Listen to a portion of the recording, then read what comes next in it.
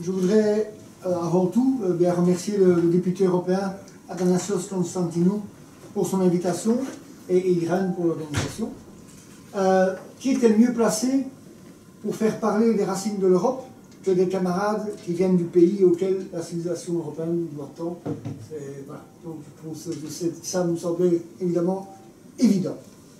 Alors, si l'Europe est liée à la chrétienté, elle est donc aussi liée intimement à ceux qu'on appelle les chrétiens d'Orient.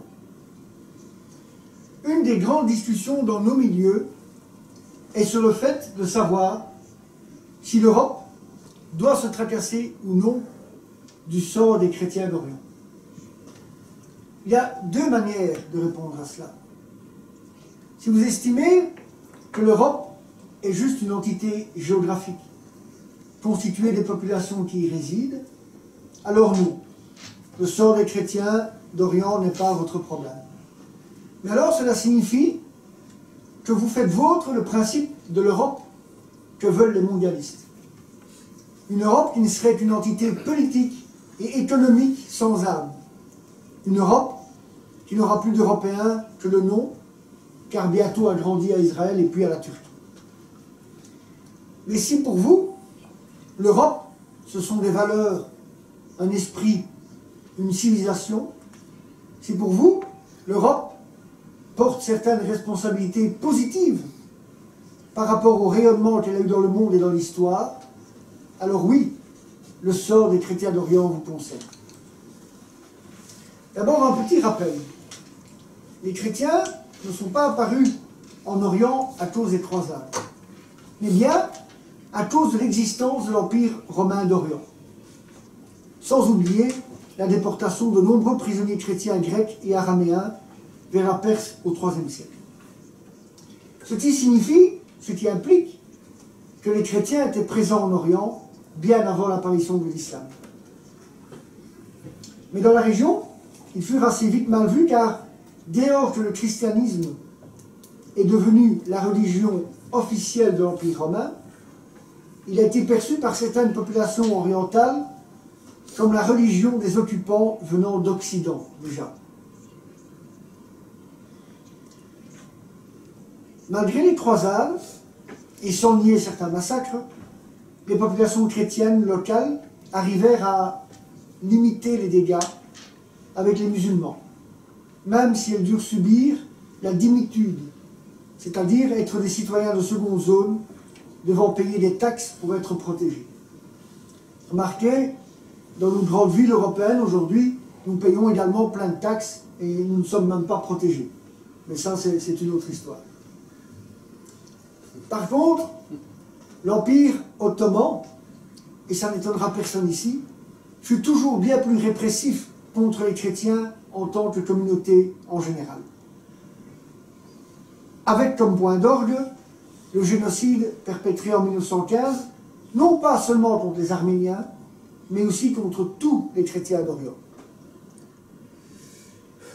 Pour rappel, il n'y a plus sur le territoire actuel de la Turquie qu'une très petite minorité de plus ou moins 400 000 chrétiens sur 82 millions d'habitants. Dans l'histoire moderne, les ennemis des chrétiens d'Orient, ou ceux qui ont agi contre eux, sont le plus souvent aussi les ennemis de l'Europe. Et il ne s'agit pas que des islamistes.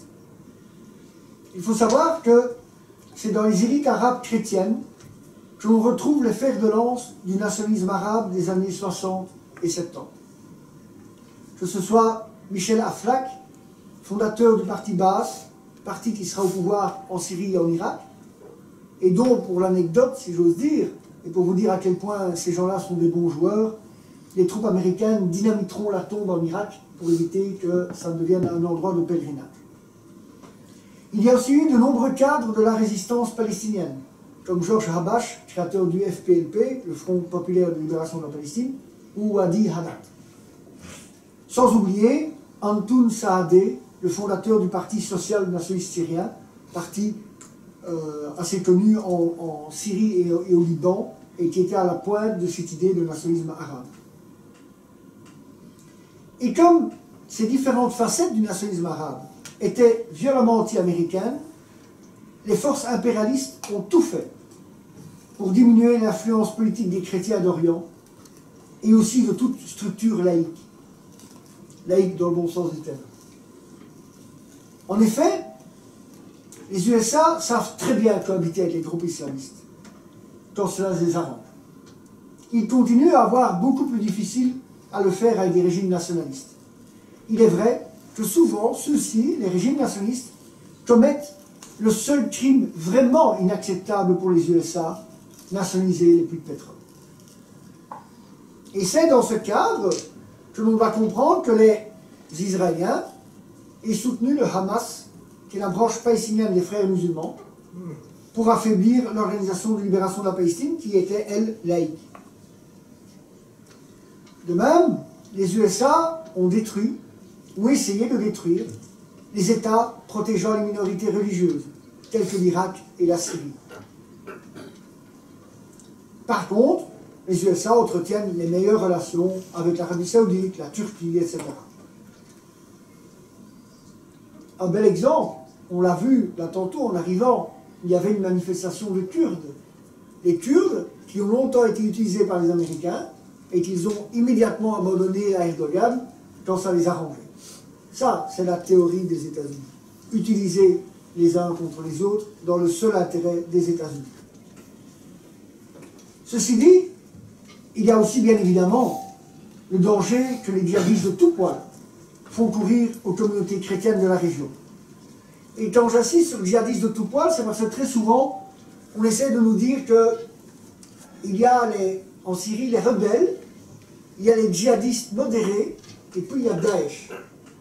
Alors Daesh est très méchant, là-dessus on est tous d'accord, mais bon, il y a les djihadistes modérés, C'est comme si, et j'espère que vous comprendrez ce que je veux dire, c'est comme si un jour la presse disait qu'il y avait des nazis modérés. Ça, il n'y a pas de nazis modérés, il n'y a que des méchants nazis. Mais les djihadistes, il y a des djihadistes modérés. Eh bien non.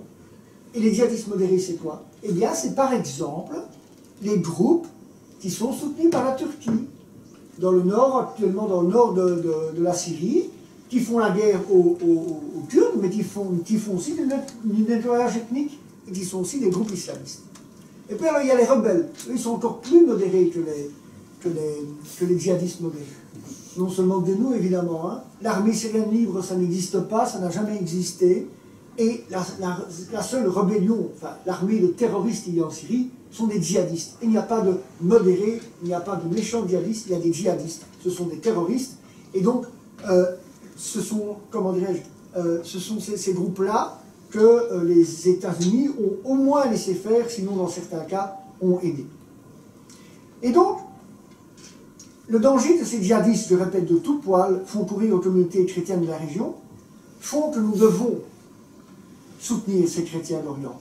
Face à la barbarie wahhabiste, face au djihadisme. Car bien entendu, au travers d'eux, c'est l'Europe qu'on vise. Ainsi, lorsqu'un député européen de l'APF, en visite en Syrie, avait eu l'occasion de questionner des prisonniers de Daesh, il leur avait demandé pourquoi ils n'avaient jamais mené des opérations contre Israël pour essayer de reprendre Al-Quds, la ville sacrée de Jérusalem. Et un d'entre eux, qui savait encore parler, avait dit « Notre objectif, c'est Rome. Rome. Rome qui est le symbole de la chrétienté, mais aussi de la civilisation européenne. » Et pour bien comprendre à quel point il s'agit d'une guerre contre notre civilisation, mais contre la civilisation en général d'ailleurs, je vais vous raconter ce que j'ai vu en visitant la ville de Maaloula, en Syrie. Maaloula est un village montagneux de Syrie, à majorité chrétienne, situé au nord-est de Damas. Ce village a deux particularités. La première est qu'on y retrouve, sans doute, les plus vieux vestiges religieux chrétiens de l'histoire, puisqu'il y a dans certaines grottes des hôtels religieux datant du tout début du christianisme.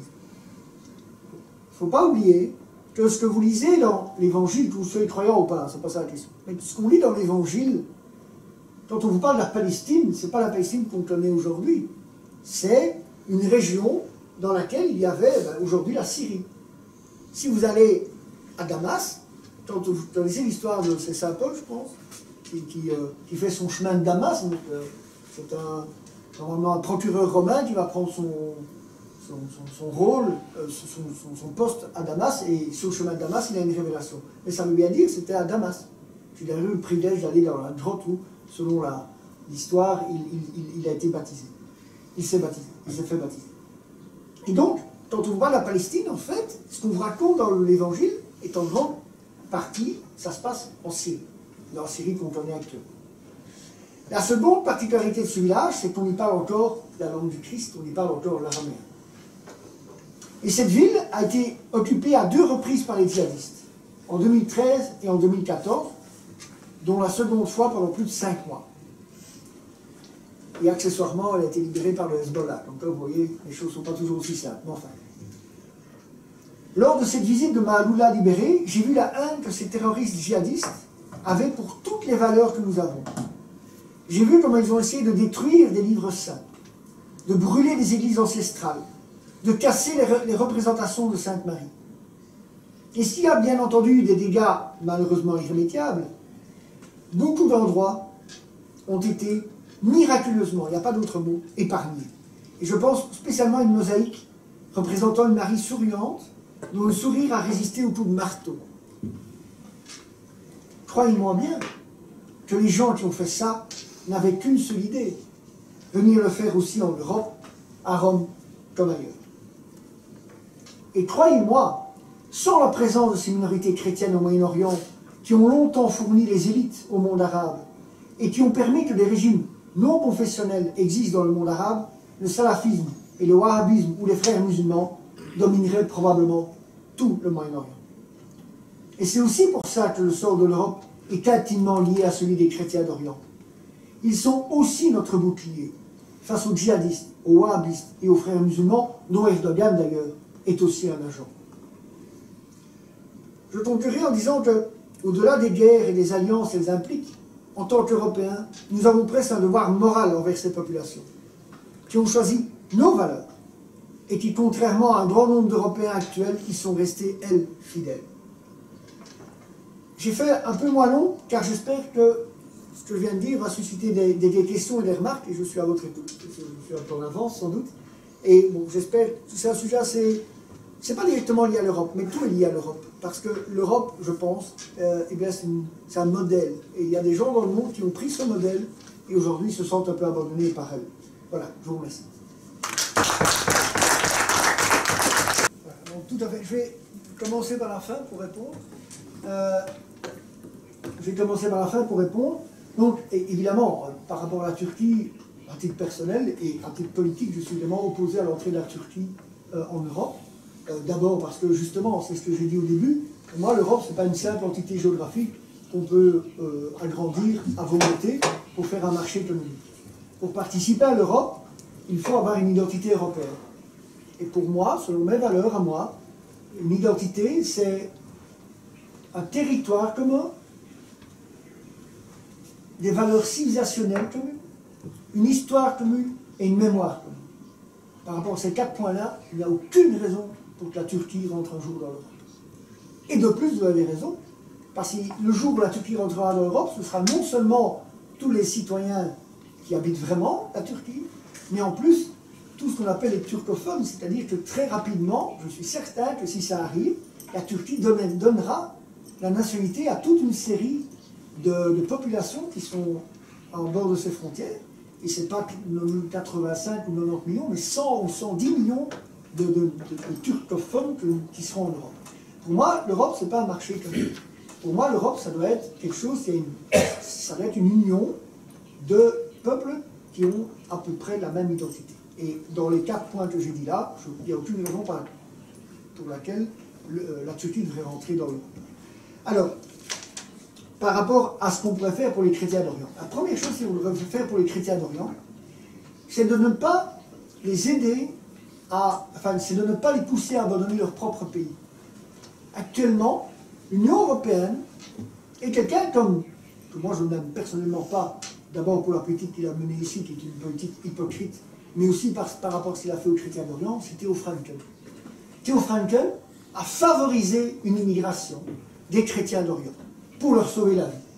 Ok.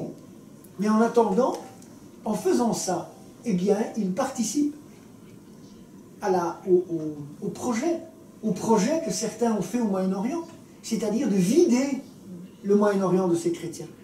Et en faisant ça, c'est un très mauvais service qu'on rend évidemment aux chrétiens d'Orient, au Moyen-Orient, mais aussi à l'Europe. Donc ce qu'on doit faire, c'est aider les chrétiens d'Orient à rester dans leur pays, et pour cela, eh bien, il faut pouvoir les protéger. Moi, je propose que les forces européennes qui sont en train de faire la guerre dans le nord de la Syrie, de manière totalement illégale d'ailleurs, rien que pour pouvoir voler le pétrole syrien, alors je propose que ces troupes-là, on les affecte à protéger les populations d'origine, enfin, de tradition chrétienne, par exemple. S'il faudrait aussi, et malheureusement ce n'est pas le cas, et vous avez raison, c'est que c'est une politique européenne indépendante et, comment dirais-je, totalement opposée aux menées impérialistes qui se passent un peu partout. Je rappelle quand même que le chaos syrien a été évidemment provoqué par plein de pays, mais aussi par l'Europe, qui a donné de l'argent, des armes aux groupes rebelles, qui a condamné le régime de Bachar al-Assad, qui a fermé ses ambassades en Syrie, etc., etc. Et bien entendu, c'est toute la politique européenne qu'il faut changer. Et cette politique européenne devrait être beaucoup plus ferme contre les pays qui soutiennent le terrorisme et devrait viser à protéger mieux et à aider les populations chrétiennes là-bas à rester sur leur sol. C'est leur sol. Moi, je suis pour que chacun reste sur son sol, bien entendu. Je suis pour que chacun soit le maître chez lui, parce que je veux être le maître chez moi. Mais moi, je voudrais bien, effectivement, que les chrétiens d'Orient, en Syrie, en Irak et ailleurs, puissent vivre paisiblement sur leur sol. Le problème, des gens ont joué aux apprentis sorciers, pas qu'en Syrie, en Irak et ailleurs, et continuent à le faire. Et tout ça, évidemment, va un jour très, très mal finir. Mais voilà, donc moi, j'espère que j'ai répondu à votre question. Moi, je pense qu'on ne pourra aider les chrétiens d'Orient qu'en les aidant à rester là-bas. Et pour les aider, il faut une autre politique européenne. Et s'il faut, ben oui, il faut aller... De toute manière, les ennemis des chrétiens d'Orient, c'est nos ennemis. Donc les gens qui me diraient, ouais, pourquoi nos soldats devraient aller mourir pour eux? Mais en allant se battre là-bas, on ne meurt pas pour les chrétiens d'Orient, on meurt éventuellement. Je préférerais que nos soldats ne meurent pas, ce soit les autres qui meurent. Mais nos soldats, ils restent se battre aussi pour défendre l'Europe. Bien sûr, aujourd'hui, les soldats syriens, même s'ils ne le font pas consciemment, les soldats syriens se battent aussi pour l'Europe. Parce que si la Syrie s'effondrait, eh bien, les autres, ils seront en Italie dans pas longtemps. Ils sont déjà en Libye, hein, c'est pas si loin.